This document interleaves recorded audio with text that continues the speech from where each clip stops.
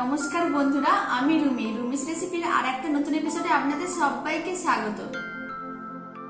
আজ আমি বানিয়েছি চিত্রকূট মিষ্টি। আর এই চিত্রকূট মিষ্টিটি আমি খুব সামান্য উপকরণ দিয়েই বানিয়েছি। আপনারাও আপনাদের ঘরে থাকা মাত্র 2-3টি উপকরণ দিয়ে এই মিষ্টিটি বাড়িতে বানিয়ে ফেলতে পারবেন। আর বন্ধুরা, আমি কিভাবে 1 কাপ গুঁড়ো দুধ দিয়ে 1 কেজিরও বেশি চিত্রকূট মিষ্টি বাড়িতেই বানিয়েছি সেটিও আজকে আমি আপনাদের বানিয়ে দেখাবো।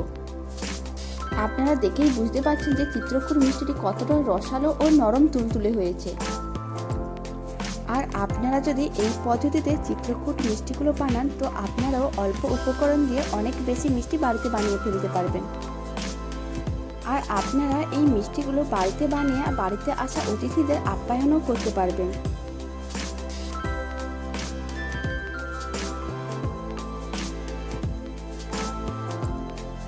তো বন্ধুরা, চলুন দেরি না করে মিষ্টিগুলো বানানো শুরু করা যাক।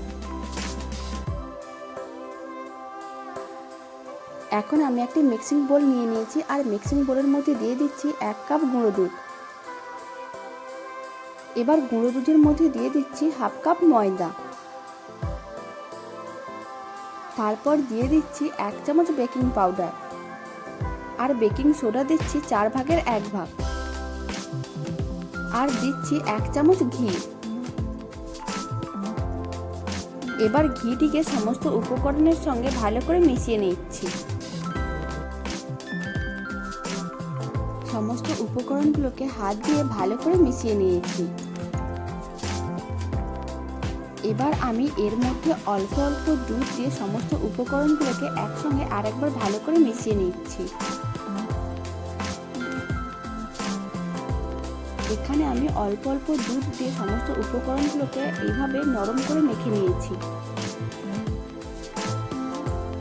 এবার আমি একটি ঢাকনা দিয়ে 10 মিনিট এইভাবে রেখে দেবো। 10 মিনিট হয়ে গেছে, এখন আমি ঢাকনাটি খুলে নিয়েছি।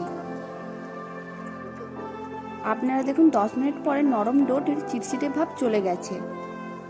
এখন আমি ডোটিকে আরেকবার ভালো করে মেখে নিচ্ছি। এবার আমি ডোটির থেকে অল্প অংশ কেটে নিচ্ছি। তারপর হাত দিয়ে লেচিটিকে ভালো করে গোল করে নিচ্ছি।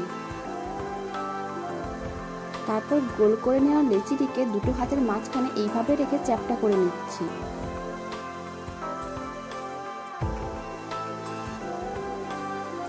এবার আমি এটিকে একটি প্লেটে নিয়ে নিচ্ছি। তারপর ছুরি দিয়ে সাইডগুলোকে কেটে এইভাবে চৌকো শেপ দিয়ে দিচ্ছি। আর বন্ধুরা, আমি আমার রান্নার জন্য যা যা জিনিস ব্যবহার করি সবই নিচে ডেসক্রিপশন বক্সে লিঙ্ক দেওয়া আছে, চাইলে আপনারা ওখান থেকে পারচেস করতে পারেন। আর আমি ডেসক্রিপশন বক্সে অনেক মিষ্টির ছাঁচের লিঙ্ক দিয়ে রেখেছি, চাইলে আপনারা ওখান থেকে পারচেস করতে পারেন। আপনারা দেখুন মিষ্টিকে আমি চৌকো শেপ দিয়ে দিয়েছি। এইভাবে আমি সমস্ত মিষ্টিগুলোকে চৌকো শেপ দিয়ে দিচ্ছি।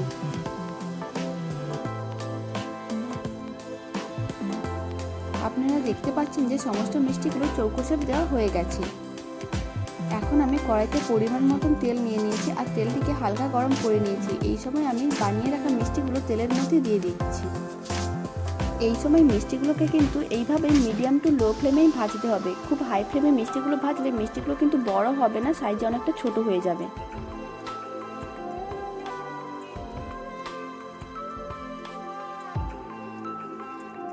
এবার আমি মিষ্টিগুলোকে একটু উল্টে পাল্টে নিচ্ছি। এই সময় মিষ্টিগুলোকে কিন্তু কন্টিনিউ এইভাবে উলট পালট করতে থাকবো, যাতে মিষ্টিগুলো তাড়াতাড়ি না লাল হয়ে যায়।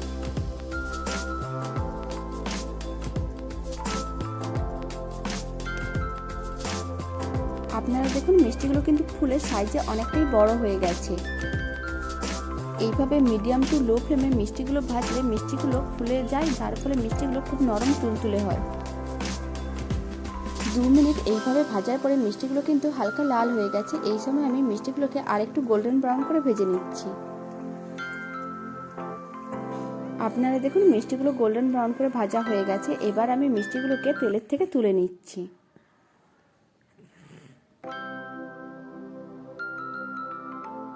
এইভাবে আমি বাকি মিষ্টিগুলোকেও ভেজে নিচ্ছি।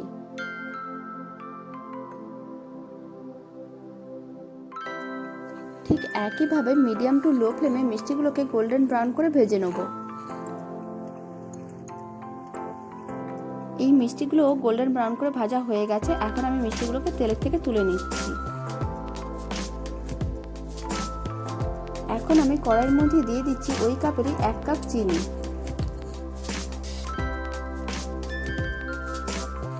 আর দিয়ে দিচ্ছি ওই কাপেরই 2 কাপ জল।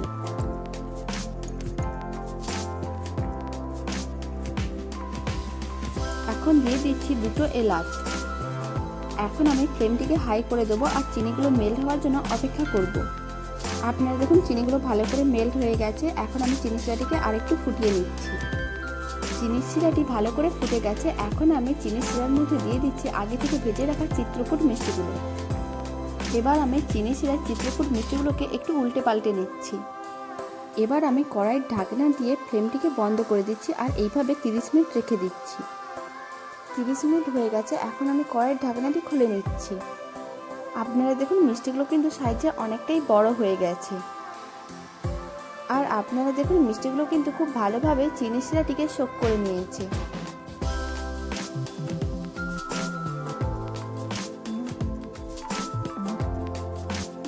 আপনারা নিজেরাই দেখে নিন মিষ্টিটি কতটা নরম, তুলতুলে ও রসালো হয়েছে।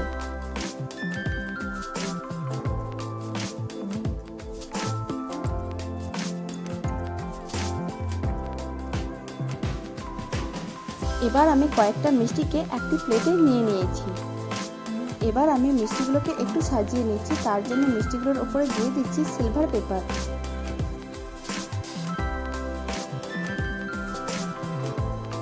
এইভাবে আমি সমস্ত মিষ্টির উপরে সিলভার পেপার লাগিয়ে নিচ্ছি। এখন আমি মিষ্টিগুলোর উপরে কয়েকটা পেস্তাকে এইভাবে গ্রেট করে দিয়ে দিচ্ছি।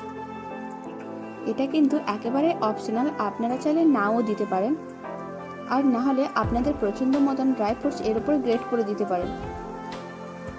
এখন আমার চিত্রকূট মিষ্টিগুলো কিন্তু খাওয়ার জন্য একেবারেই রেডি হয়ে গেছে।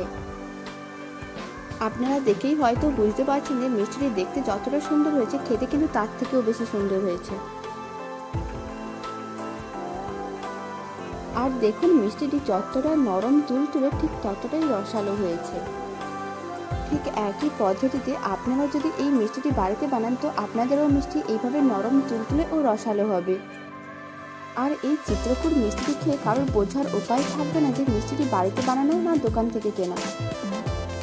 আপনারা কিন্তু অবশ্যই এই মিষ্টির রেসিপিটা একবার বাড়িতে ট্রাই করবেন ও আমাকে কমেন্ট বক্সে জানাবেন মিষ্টিগুলো আপনাদের কেমন লাগলো। আশা করি আপনাদের খুব ভালো লাগবে, কারণ মিষ্টিগুলো খেতে সত্যিই খুব ভালো হয়। আর বন্ধুরা, আমার এই চিত্রকূট মিষ্টির রেসিপিটি ভালো লেগে থাকলে প্লিজ লাইক, শেয়ার, সাবস্ক্রাইব করবেন আর পাশে থাকা বেল আইকনটি প্রেস করবেন নতুন রেসিপির আপডেট পাওয়ার জন্য। আপনাদের সবাইকে অসংখ্য ধন্যবাদ ভিডিওটি শেষ পর্যন্ত দেখার জন্য। আপনারা সবাই ভালো থাকবেন, সুস্থ থাকবেন।